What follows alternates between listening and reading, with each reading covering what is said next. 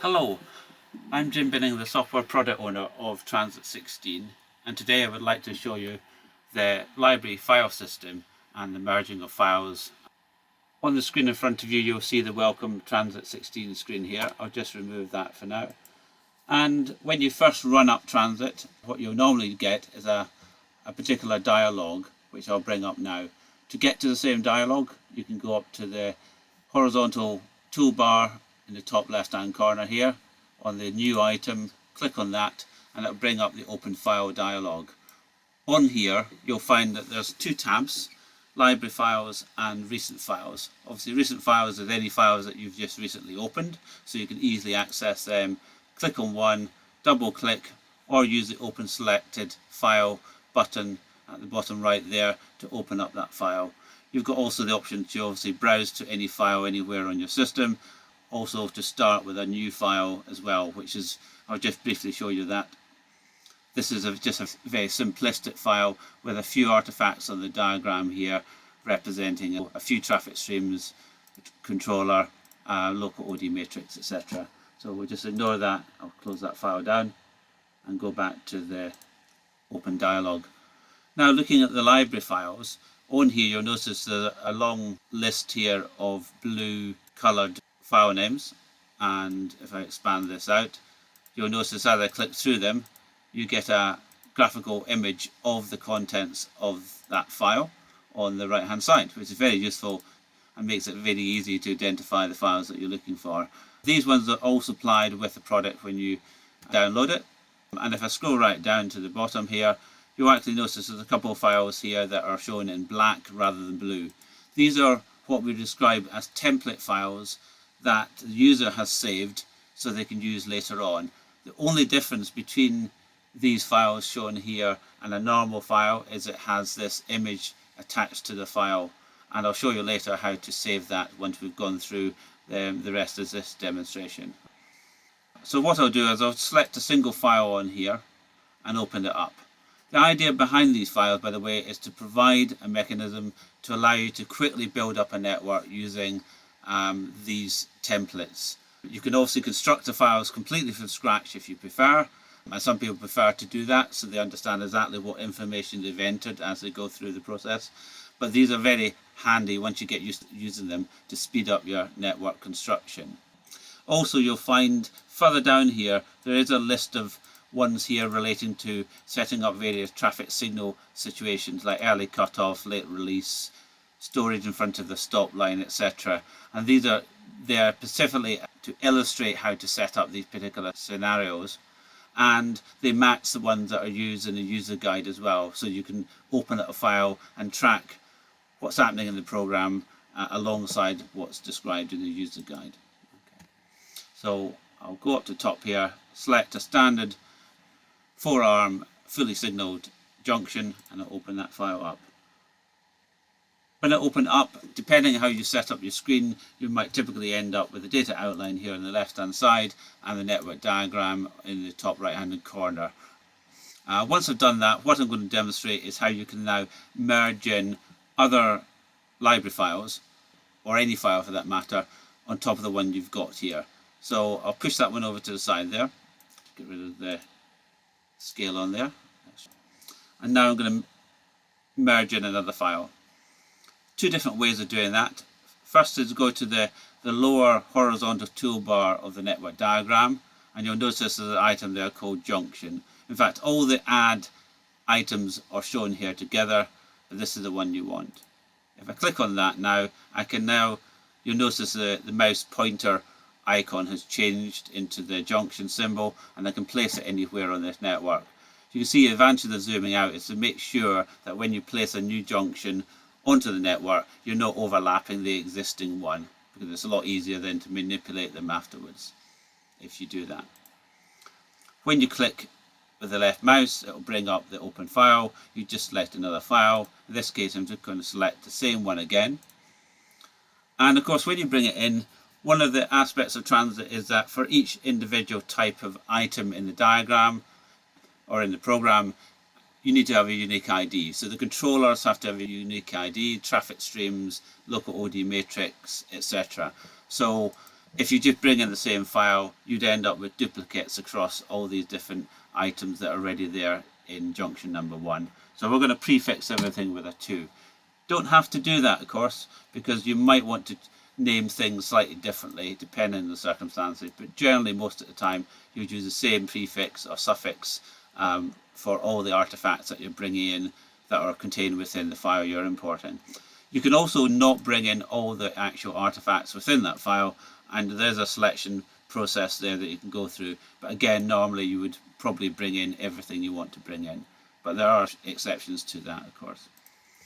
So we'll merge that in, and just before I've merged it in there, it says it's successfully merged, so there's no conflicts in terms of ID numbers, and there you have. The other thing you notice in this file is the fact that both of these junctions have a node number in the middle, used historically for modelling purposes but not really needed any longer, but it is a very useful item. This circle in the middle here is used as a way of easily manipulating the items on the screen. So I can pick that whole junction up and move it closer to the existing one. Okay, I'll zoom in a bit further and place that there. Now I'll just show you the other method of adding in a file. If you go up to the main menu here, go to the file menu, come down here to merge network and click on that. Again, you get the open file dialog as before, and I'm going to select a different kind of file this time. Let's just scroll down here through a number of files. Let's pick this one, which is a fully signaled large 4-armed roundabout. So I'll merge this one in. And you may notice that it's popped up with this message saying that we're moving the file from basic mode into advanced mode. Any file that you import that has items in it that force it into advanced mode means that obviously you inherit that in the new file because you need to switch it as well at the same time. So to do that, just merge it in and just accept that. Again, prefix it with a number. Since I used 2 before, I'll actually use 2 again and see what happens, and just say I'm merging it in. And then of course immediately it says that there's the first error it comes across, it will report that and say you cannot import it because of the clash of IDs within the file. Okay. If I go back now and change that to 3, it should be okay. And also notice the one difference with the other method is the fact that here now, rather than using the mouse, you're just using this little grid here to work out where in relation to the existing network you want to place the new file you're bringing in. Obviously that file could be anything in it. It doesn't have to be a single junction. It could be another previously saved network if you want. In some cases you might even want to have 2 networks within the one file for comparison purposes, so that you can do a design on one, have a before and after situation within the one file. Is quite a useful way of using the program.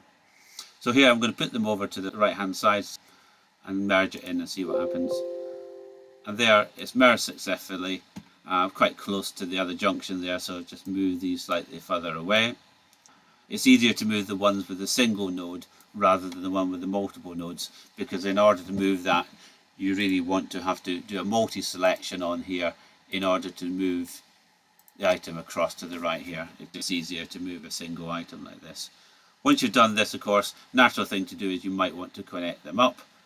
Again, go down to the horizontal toolbar at the bottom of the diagram, select the connect tool, and then simply, I can zoom in to make it easier to see, just select anywhere within the lane on here, within this traffic stream, and then click anywhere in here. Noting you start with from the upstream position to the downstream always.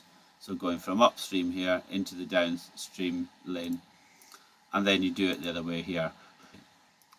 Notice you're actually connecting up traffic stream to traffic stream, not lane to lane, but it's anywhere within any of the lanes within that traffic stream you can click on to do this connection process. Moving over here, this is a demonstration of that. I click anywhere within this lane on this traffic stream, and then I can click on either lane here. It doesn't matter because it's actually the traffic stream you're connecting to, and then again do it that way. You may notice these ones, because they're slightly offset from each other, they're curved automatically. If you don't like the curvature on that, you can select the whole background image and adjust them all to be straight, or you can individually select on one here and just straighten it. So if you want these to be straight rather than curved, you can do that. And if you want to put it back, you can just recurve them again as necessary. Okay, just an aside there, feature of the diagram. Okay, once I've got the file, say I might want to save this as a template file myself for further use later on. This is probably not the best example of that, but it will do for now. If I go up to File on here and go down here, you've got various save options to save files to your own device and also to save to the cloud system as well. But you may notice on here there's a save as library file. If you click on that, what it will do, you notice it will take a small amount of extra time to render the image into the file, so that when you come to store it here, then it'll have that graphic when you bring it back up. It automatically puts it into a folder that's adjacent to the library files we've supplied, and it's in the folder called user library files. If you store them anywhere else, they will not be picked up by TRANSYT, so do store them in here as prompted by the save as library file dialog. And in here, I'm just going to call this one delete me, simply because I'm just going to get rid of it later on, so I'm just readily identifying it's something to get rid of, and I save it. And you may have noticed the other two files that were there previously from earlier. So now, if I go back to new and scroll back down this list, you'll see that my new file is saved there, and it's got the image to go with it. And that's just about it for this feature. So thanks for listening, and I hope that you now understand fully how the library file system and how to import files into existing files to merge them together. Thanks for listening.